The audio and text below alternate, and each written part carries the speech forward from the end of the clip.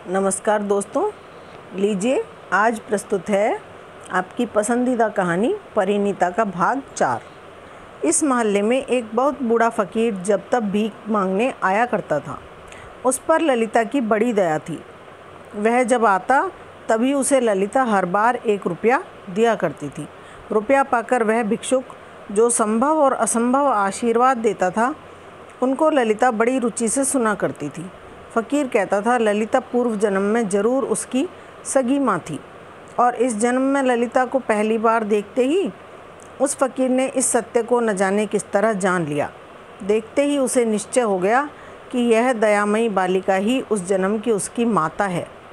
ललिता के इस बूढ़े लड़के ने आज सवेरे ही आकर दरवाजे पर ऊंचे स्वर से आवाज़ दी, मेरी माई, मेरी मैया कहाँ हैं जी।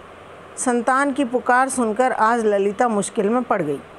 वह सोचने लगी, इस वक्त तो शेखर अपने कमरे में मौजूद होंगे, रुपया लाने जाऊं तो किस तरह जाऊं। इधर उधर ताककर ललिता अपनी मामी के पास पहुंची।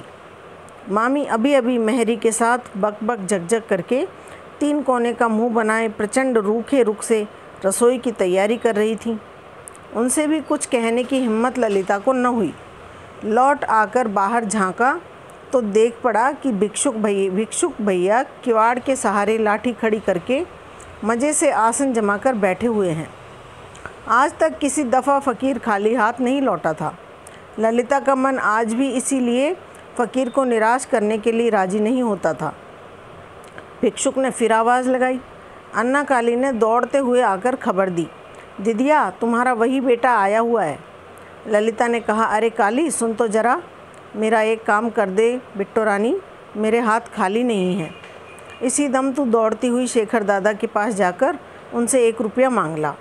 अन्ना काली तेज़ी से दौड़ती हुई गई और ज़रा सी देर में दौड़ती हुई आ गई। उसने ललिता के हाथ में रुपया रख दिया और कहा, यह लो दीदिया रुपया। ललिता, शेखर दादा ने कुछ कहा था? काली, नहीं कुछ नहीं, मुझसे कोट की जेब से रुपया निकाल लेने को कहा, सो मैं निकाल लाई हूँ। ललिता, और कुछ नहीं कहा? नहीं और कुछ नहीं, कहकर गर्दन हिलाकर अन्ना काली खेल की धुन में चल दी। ललिता ने रुपया देकर फ़कीर को विदा किया, लेकिन आज और दिन की तरह खड़े रहकर उसकी लच्छेदार मज़ेदार बातें नहीं सुन सकी, अच्छी ही नहीं लगी। इधर कई दिनों से ताश के खेल की बैठक पूरे जोश और उमंग के साथ सरगर्म हो रही थी, मगर आज दोपहर को ललिता वहाँ नहीं गई। सिर के दर्द का बहाना करके लेट रही। आज सचमुच ही उसका जी बहुत ख़राब हो गया था। तीसरे पहर अन्ना काली का पास बुलाकर उसने पूछा, अच्छा काली, तू अपना सबक सुनाने के लिए शेखर दादा के पास अब क्यों नहीं जाती? काली ने सिर हिलाकर कहा, जाती क्यों नहीं, रोज़ जाती हूँ। ललिता, मेरे बारे में शेखर दादा तुमसे कुछ नहीं पूछते? काली, नहीं तो। हाँ, परसों पूछा था, तुम दोपहर को ताश खेलने जाती हो कि नहीं, यही पूछते थे। ललिता ने घबराकर पूछा, तूने क्या कहा? काली, यही कह दिया कि तुम दोपहर को रोज़ चारू दीदिया के घर ताश खेलने जाया करती हो। शेखर दादा ने पूछा, कौन कौन खेलता है? मैंने कहा तुम, चारू दीदी और उनके मामा। अच्छा दीदिया, तुम अच्छा खेलती हो या चारू दीदी के मामा अच्छा खेलते हैं? पड़ोसिन मौसी तो कहती हैं कि तुम ही अच्छा खेलती हो, क्यों? ललिता इसका उत्तर न देकर एकाएक बहुत ही खिजला उठी और बोली, तू यह सब क्यों कहने लगी कुतिया? तुझे हर एक बात में अपनी टांग अड़ाने की आदत है। जा, अब मैं तुझे कभी कुछ न दूंगी। ललिता बिगड़कर चली गई। काली सन्नाटे में आ गई। ललिता के अचानक इस भावांतर का कोई कारण बेचारी बालिका कुछ भी न समझ सकी। मनोरमा का ताश खेलना 2 दिन से बंद है क्योंकि ललिता नहीं आती। मनोरमा पहले ही से मन में यह संदेह कर रही थी कि ललिता को देखकर गिरेंद्र उस पर रीझ गया है। उसका यह संदेह आज अच्छी तरह मजबूत हो गया। गिरेंद्र के ये दोनों दिन बड़ी बेचैनी से बीते। बहुत ही उत्सुक रहकर और अन्य मनस्क होकर वह दोनों दिन इधर उधर छटपटाया किया। तीसरे पहर घूमने फिरने भी नहीं गया। दम दम भर पर भीतर आता और घर भर में यहाँ से वहाँ और वहाँ से यहाँ चक्कर लगाता रहता। तीसरे दिन दोपहर के वक्त घर में भीतर जाकर उसने बहन से कहा, दीदिया क्या आज भी खेलना होगा? मनोरमा बोली, कैसे होगा भैया, आदमी कहाँ हैं खेलने वाले। न हो तो आओ हम 3 ही जने खेल लें। गिरीन्द्र ने इस प्रस्ताव के प्रति कुछ उत्साह न दिखाकर उदास भाव से कहा, 3 आदमियों में कहीं खेल होता है? उस घर की उस लड़की ललिता, यही तो नाम है शायद। हाँ, सो उसे बुला भेजो ना। मनोरमा, वह ना आवेगी। गिरीन्द्र ने खिन्न होकर कहा, क्यों आवेगी, क्यों नहीं? शायद उसके घर के लोगों ने मना कर दिया हो, क्यों?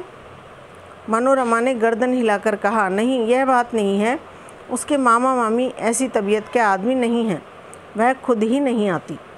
गिरीन्द्र सहसा प्रसन्न होकर कह उठा, तब तो तुम्हारे एक बार जाने भर की ज़रूरत है। तुम्हारे जाकर जिद करने से ज़रूर आवेगी। कहने को तो बात कह डाली, मगर मुंह से कहने के साथ ही गिरीन्द्र अपने मन में अत्यंत अप्रतिभ हो उठा। मनोरमा भी हंस पड़ी। अच्छा, तो यही सही, जाती हूँ, कहती हुई वह चल दी। थोड़ी देर के बाद ललिता को पकड़ लाई। बस ताश का अड्डा गुलजार हो उठा। 2 दिन खेल नहीं हुआ था, आज थोड़ी ही देर में खेल खूब जम गया। ललिता की पार्टी जीतती जाती थी। 2 घंटे के लगभग खेल होता रहा।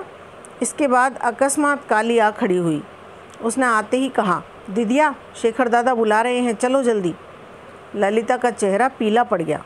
ताश की गड्डी हाथ से रखकर बोली, शेखर दादा क्या आज दफ्तर नहीं गए?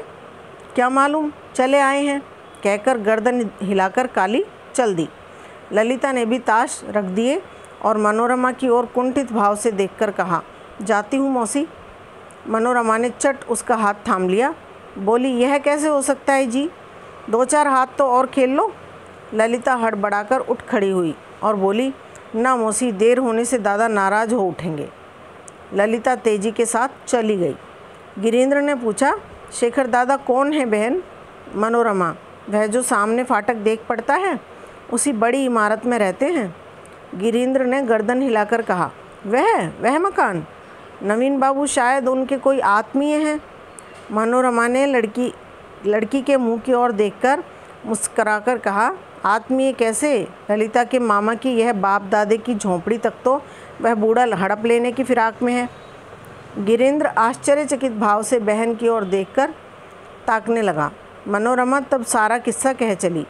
किस तरह गत वर्ष रुपयों की तंगी के मारे गुरुचरण बाबू की मंझली लड़की का ब्याह रुका हुआ था। इस अवसर पर बेहद सूद पर बूढ़े नवीन राय ने रुपए उधार देकर घर रेहन रख लिया। सब कह सुनाया। यह भी कहना नहीं भूली कि कर्ज की रकम अदा नहीं होने की और अंत को यह घर नवीन राय ही हथिया लेंगे। सारी कहानी कहकर अंत को मनोरमा ने अपनी यह टिप्पणी जड़ी कि बूढ़े की दिली मंशा है कि गरीब गुरचरण का घर गिरवाकर उसी जगह छोटे लड़के शेखर के लिए एक बड़ा सा महल बनवा दें। अन्य 2 लड़कों के लिए 2 अलग अलग घर मौजूद हैं, तीसरे ही के लिए नहीं है। बूढ़े का मतलब भी बुरा नहीं है। संपूर्ण इतिहास सुनकर गिरीन्द्र को खेद हुआ। उसने पूछा, अच्छा दीदी, गुरचरण बाबू के और भी तो लड़कियां ब्याहने को अभी हैं, उनका ब्याह वे किस तरह करेंगे? मनोरमा ने कहा, अपनी लड़कियां तो हैं ही, उनके अलावा यह भांजी ललिता भी है। वे बे माँ बाप की अनाथ असहाय होने के कारण उसका भी पूरा बोझ इसी गरीब मामा के सिर पर है। सयानी हो चली है, इसी साल ब्याह हो जाना चाहिए, चाहे जिस तरह हो। इस पुरानी परिपाटी वाले समाज में गुरचरण बाबू की जात बिरादरी में सहायता करने को कोई नहीं है, और बिरादरी से अलग करने वाले, जरा सा भी पुरानी रीति नीति का पालन न करने पर आचार व्यवहार बंद करने वाले सभी हैं। हम ब्रह्म समाजी लोग बड़े मज़े में हैं गिरीन्द्र चुप रहा। मनोरमा कहने लगी, उस दिन ललिता के ही बारे में बातें करते करते उसकी मामी मेरे आगे रोने लगी थी। किस तरह, कहाँ से क्या होगा, कुछ ठिकाना नहीं। इस भांजी के ब्याह की चिंता के मारे गुरचरण बाबू का खाना पीना छूटा हुआ है। हाँ रे गिरीन, मुंगेर में तेरे बहुत यार दोस्त और जान पहचान के लड़के होंगे। क्या कोई तेरा ऐसा इष्ट मित्र नहीं है जो खाली लड़की का रूप गुण देखकर ब्याह के लिए तैयार हो? सचमुच ऐसी सुशील, सुघड़ और सुंदर लड़की मिलना मुश्किल है, लाखों में एक है। गिरीन्द्र ने विषाद के भाव से भरी फीकी हंसी हंसकर कहा, इष्ट मित्र ऐसा कहाँ पाऊँगा दीदी। हाँ, रुपए देकर मैं इस काम में सहायता कर सकता हूँ। गिरीन्द्र के बाप डाकुर थे, उनकी खूब चलती थी। डॉक्टरी में के धंधे में कमाकर वे बहुत रुपए और जायदाद छोड़ गए हैं। अब उस दौलत और जायदाद का मालिक अकेला गिरीन्द्र ही है। मनोरमा ने कहा, तू रुपए उधार देगा? गिरीन्द्र ने कहा, उधार क्या दूंगा दीदी, हाँ अगर उनका जी चाहे तो जब हो सके अदा कर देंगे और ना हो सके तो ना सही। मनोरमा को आश्चर्य हुआ। कहा, मगर इस तरह रुपए देने से तुझे क्या लाभ? ये लोग तो ना हमारे सगे संबंधी हैं और ना ही हमारे समाज के आदमी हैं। इस तरह कौन किसे रुपए दे डालता है? गिरीन्द्र अपनी बहन के मुंह की ओर देखकर हंसने लगा। उसके बाद बोला, समाज के आदमी नहीं हैं ना सही, बंगाली तो हैं। इनके घर रुपयों की बेतरह कमी है और इधर मेरे पास बेशुमार धन बेकार पड़ा है। तुम ज़रा एक दफ़ा उनसे यह जिक्र करके देखो तो, अगर वे लेने को राज़ी हों तो मैं तैयार हूँ। ललिता असल में ना उन्हीं की कोई कमी है, ललिता असल में ना उन्हीं की कोई है और ना हमारी ही। उसके ब्याह का सारा खर्च ना हो मैं ही दे दूँगा। गिरीन्द्र की बातें सुनने से मनोरमा को कुछ विशेष प्रसन्नता या संतोष नहीं हुआ। अवश्य ही इसमें उसका अपना कुछ हानि लाभ न था, तो भी अधिकांश स्त्रियों का यही स्वभाव देख पड़ेगा कि वे इस तरह किसी को एक गैर आदमी के हाथ रुपए देने के लिए तैयार देख प्रसन्न मन से उसका अभिनंदन नहीं कर सकती। चारू अब तक चुपकी बैठी सब बातचीत सुन रही थी। गिरीन्द्र को रुपए देने के लिए तैयार सुनकर वह मारे खुशी के उछल पड़ी। बोली, यही करो मामा, मैं जाकर मौसी से कह आती हूँ। चारू की माँ ने उसे धमकाकर कहा, तू बैठ चारू, तुम्हारे जैसे छोटे बच्चों को बड़ों की इन बातों में दखल देने की ज़रूरत नहीं है। ज़रूरत होगी तो मैं ही जाकर कहूँगी। गिरीन्द्र ने कहा, यही कहो दीदी, परसों सड़क पर खड़े खड़े ही गुरुचरण बाबू के साथ मेरी यूँ ही कुछ बातचीत हुई। उससे तो जान पड़ा कि वे अच्छे और सीधे साधे आदमी हैं। तुम्हारी क्या राय है? मनोरमा, मैं भी यही कहती हूँ।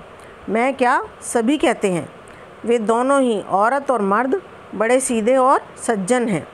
इसीलिए तो और भी दुख होता है गिरीन्द्र कि ऐसे देवता मनुष्य को शायद जल्दी ही पुरखों का घर छोड़कर निराश्रय होना पड़ेगा।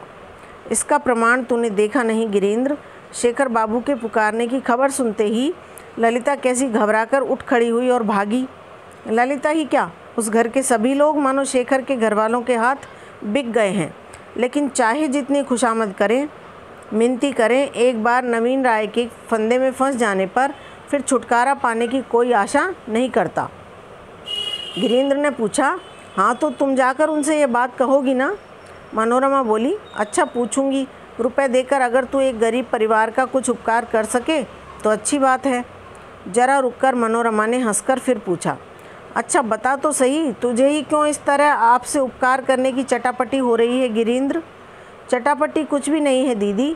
दुख कष्ट पड़ने पर एक आदमी को दूसरे आदमी की सहायता करनी ही चाहिए, यही मनुष्य का धर्म है। कहकर ही लज्जित मुख नीचा किए गिरीन्द्र वहाँ से चल दिया, मगर दरवाजे तक आकर फिर लौट पड़ा और आकर बैठ गया। बहन ने पूछा, तू तो लौटकर फिर बैठ गया? गिरीन्द्र ने हंसकर कहा, इतनी करुण कथा जो तुम मुझे सुनाती रही हो, सो मुझे तो जान पड़ता है शायद इसमें सत्य की मात्रा बहुत थोड़ी है। मनोरमा ने विस्मय के साथ कहा, क्यों? गिरीन्द्र ने कहा, उस घर की ललिता को तो मैंने जिस तरह बेपरवाही से रुपए पैसे खर्चते देखा है, वह किसी दुखी दरिद्र का काम नहीं। दीदी अभी उस दिन की ही बात लो, हम सब लोग थिएटर देखने गए थे। ललिता नहीं गई थी, फिर भी अपनी बहन के हाथ 10 रुपये खर्च के लिए उसने भेजे थे।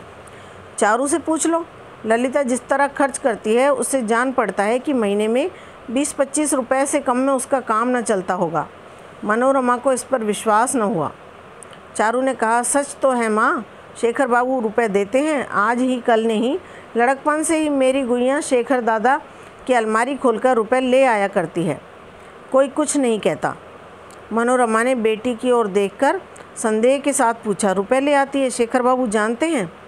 चारू ने सिर हिलाकर कहा, जानते तो ही हैं, उनके आगे ही तो ताला खोलकर निकाल लाती है।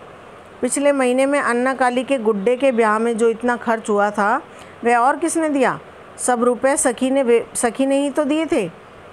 मनोरमा ने सोचकर कहा, क्या जाने, मगर हाँ यह बात तो ठीक है, उस बुड्ढे की तरह उसके लड़के चमार नहीं हैं।